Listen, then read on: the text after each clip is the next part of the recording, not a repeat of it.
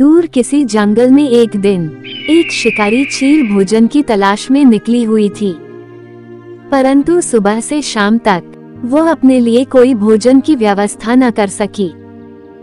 आखिर थक हार कर वह एक पेड़ पर बैठ गई और बोली, अरे लगता है आज फिर मुझे कोई शिकार नहीं मिलने वाला।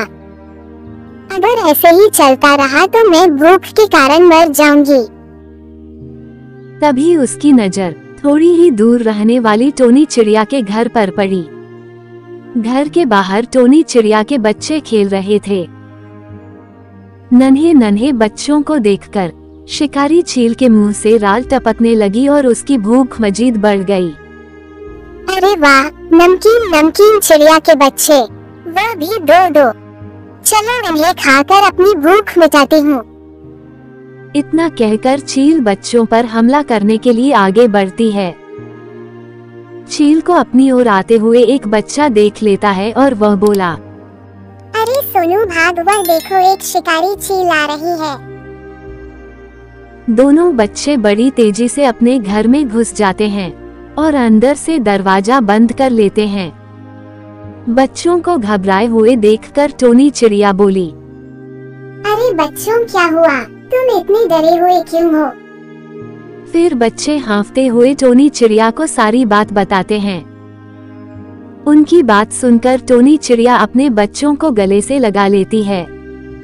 शुक्र है तुम्हें कुछ नहीं हुआ, नहीं तो मैं जीते जी मर जाती। चील को इस बार भी निराशा का सामना करना पड़ा। अरे लगता है मेरी तो किस्मत ही खराब है। बड़ी मुश्किल से एक शिकार मिला और वह भी हाथ से निकल गया। इस पूरी घटना को कालू कौवा और बंटी कबूतर थोड़ी दूर बैठे देख रहे होते हैं। कालू कौवे ने चील पर हंसते हुए कहा, अरे बंटी, देखा तुमने कैसे दो नन्हे से टोनी चिड़िया के बच्चे इस चील को चकमा दे गए और चील हाथों पर हाथ मलते रह गई।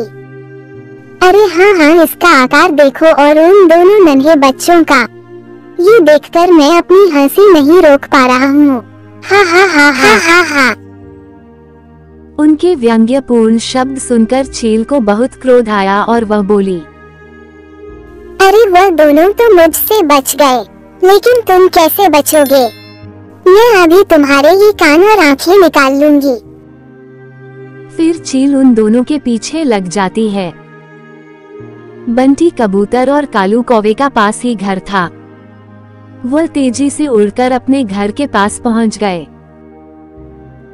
घर का दरवाजा संकरा होने के कारण एक समय में केवल एक ही पक्षी उससे गुजर सकता था, इसलिए बंटी कबूतर बोला, कालू पहले मुझे अंदर जाने दो, फिर तुम आ जाना। अरे नहीं, पहले मैं अंदर जाऊंगा। अरे यार, मेरी बात मान लेना। नहीं, तुम मेरी बात मान, पहले मुझे अंदर जाने दे।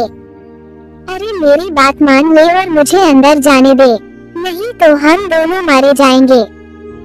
नहीं, आज मेरी भी यह जिद है, अगर पहले कोई अंदर जाएगा तो वह मैं जाऊंगा। इस तरह उन दोनों के बीच झगड़ा हो जाता है। इतने में चील भी वहां पर पहुंच जाती है और वो उन दोनों पर हमला कर देती है।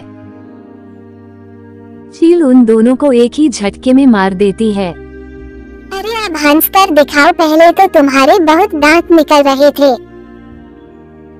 ये देखकर बुलबुल ने दुखी स्वर में तोते से कहा, अरे इन दोनों बेवकूफों को तो जरा देखो, कैसे एक दूसरे की बात न मानकर दोनों ने खुद को मौत के मुंह में धकेल दिया। अगर कालू बात नहीं मान रहा था तो बंटी को चाहिए था कि वो अपनी जिद छोड़ देता और पहले कालू को अंदर जाने देता, फिर खुद चला जाता। अगर ऐसा किसी एक ने किया होता तो दोनों बच जाते।